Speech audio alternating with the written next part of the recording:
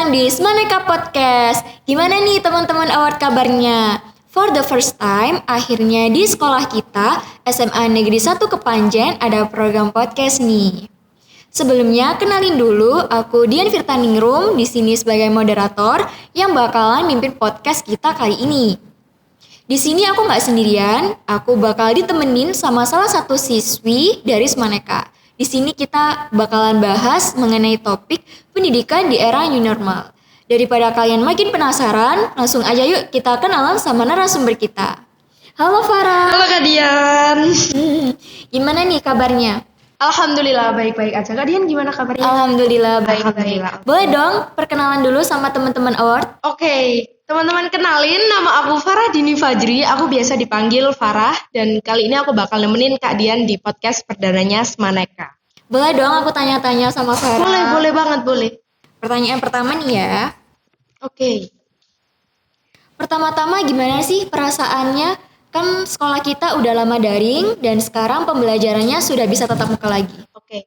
Perasaannya tentu seneng banget ya Kak ya. Kak Dian pasti juga seneng banget lah ya. Senang, pastinya. Jadi setelah sekian lama kita belajar secara daring dari rumah, kita benar-benar belajar itu dari sendiri. Kita di rumah tuh pusing-pusing sendiri, bingung-bingung sendiri. Akhirnya kita bisa masuk ke sekolah lagi, kita bisa ketemu sama bapak ibu guru lagi, kita bisa ketemu sama teman-teman kita lagi juga. Dan itu benar-benar seneng banget lah ya.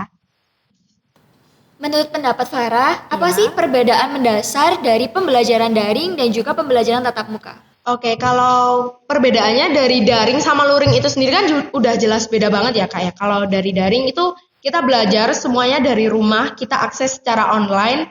Tapi kalau secara luring, kita belajar dari sekolah secara langsung dan itu langsung ketemu sama bapak ibu guru. Jadi kita materi juga langsung dijelaskan dari bapak ibu guru, kita juga tugas langsung dikasih, kita juga absen juga secara langsung. Tapi kalau secara daring, kita semuanya tuh dilakukan secara online. Jadi di sekolah kita tuh ada website namanya Learning Management System. Biasanya anak-anak SMA 1 Kepanjen ini panggilnya LMS gitu teman-teman.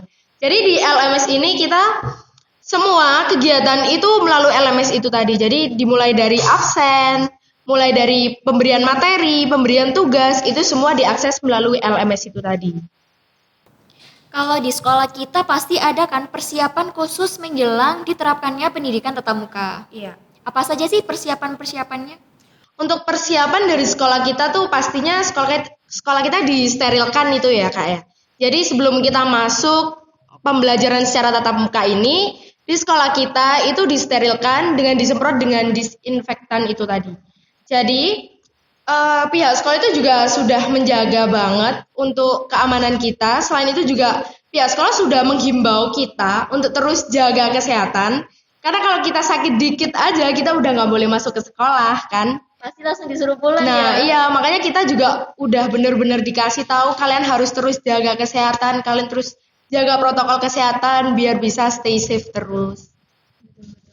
Pertanyaan selanjutnya nih. Oke. Ada nggak sih sistem dan aturan khusus yang diterapkan di sekolah kita? Kalau sistem dan aturan pastinya ada ya. Selain kita menerapkan sistem dan aturan yang udah ditetapkan oleh pemerintah pusat, kita juga ada itu namanya buku protokol kesehatan teman-teman. Jadi di situ buku itu dalamnya isinya itu tentang kesehatan kita. Jadi dimulai dari batuk, demam, flu, suhu badan, sampai kita bawa bekal atau tidak waktu ke sekolah. Jadi buku itu fungsinya istilahnya itu kayak tiket kita buat masuk ke sekolah. Jadi kalau kita masuk ke sekolah nggak bawa buku itu, kita nggak boleh masuk. Karena pihak sekolah juga nggak mau mengambil resiko. Jadi benar-benar pihak sekolah itu menjaga kita banget. Kalau kita ada sakit dikit aja itu udah nggak boleh itu tadi, nggak boleh masuk ke kawasan sekolah. Terus selain itu, pastinya protokol dari pemerintah itu juga diterapkan. Kayak sebelum masuk ke kawasan sekolah itu kita harus cek suhu badan dulu. Terus kita harus tetap memakai masker, kita juga harus sering-sering cuci tangan, kita harus bawa hand sanitizer, kita juga harus terus jaga jarak. Apalagi kan ini di sekolah kita juga pakai sistem sesi A sama sesi B ya, jadi kita benar-benar jaga jarak banget di sekolah kita. Jadi beberapa siswa melaksanakan pembelajaran secara daring dan beberapa siswa lagi secara luring ya. benar. Pertanyaan selanjutnya nih. Seharusnya sebagai siswa, sikap dan tindakan kita bagaimana sih menanggapi pendidikan yang sekarang udah bisa dilaksanakan secara normal lagi? Oke, kalau tanggapan kita yang pasti kita juga harus tetap mematuhi apa perintah dari pemerintah ya. Jadi apa anjurannya dari pemerintah kita juga harus ikutin, dimulai dari kita harus menjaga protokol kesehatan, kita juga harus mengikuti peraturan dari sekolah juga. Jadi ya kita harus benar-benar mengikuti juga. Kalau kita disuruh belajar dari rumah ya dari rumah, kalau dari sekolah ya dari sekolah gitu. Betul-betul.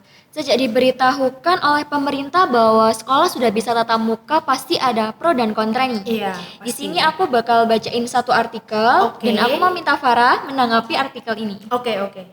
224 siswa, 19 guru positif corona. 50 sekolah di Bandung kembali menerapkan PJJ. Oke. Kalau menurut aku pribadi mungkin ini karena kelalaian dari warga sekolah sih ya. Soalnya kita pastinya tentunya kita juga harus tetap menjaga protokol kesehatan dan kalau sampai ada kejadian kayak gini mungkin ini karena kelalaian dari warga sekolah itu tadi aja. Mungkin ada beberapa siswa atau bapak ibu guru, pokoknya warga sekolah yang kurang menaati protokol kesehatan kayak sering lepas masker mungkin atau mungkin masih suka bergerombol. Jadi apalagi kan virus corona ini kita menularnya lewat droplets ya kak ya. Jadi kalau kita nggak benar-benar menjaga diri, kita juga nggak tahu kapan droplets itu mengenai orang lain dan kita juga nggak tahu. Itu kan sangat beresiko banget ya. Jadi mungkin ya karena kelalaian itu tadi sih. Terakhir, bagaimana sih tips dan trik dari Farah untuk mempersiapkan pendidikan tatap muka di era new normal kali ini? Oke, kasihin tips and trick ya ini. Oke, jadi kalau tips and trick dari aku, menurut aku tuh yang pertama lebih aktif, yang kedua tuh jangan menunda-nunda. Maksudnya lebih aktif tuh bukan kalian di kelas jadi ramai banyak ngobrol gitu, bukan ya teman-teman. Jadi maksudnya aktif di kelas tuh kayak waktu bapak ibu guru ada yang tanya, atau mungkin bapak ibu guru lagi menjelaskan, kalian ada yang kurang paham, kalian bisa langsung tanya gitu. Jadi buat kita kayak ada yang materi kurang paham tuh biar kita bisa benar-benar paham gitu. Terus selain itu kalau tentang menunda-nunda ini biasanya masih banyak nih teman-teman yang masih males ngerjain tugas. Jadi tugas tuh dikerjain bukan malah kalian ngeluh ya teman-teman. Apalagi kalau daring ya. Nah itu. Oke, nggak kerasa ya kita udah ngobrolin banyak banget ini tadi. Terima kasih juga buat teman-teman award yang udah nonton podcast kita kali ini. Semoga podcast kita kali ini dapat menginspirasi teman-teman semuanya. Aku Dian, Dan aku Farah. stay safe and stay healthy. Jangan lupa tetap patuhi protokol kesehatan. Sampai jumpa.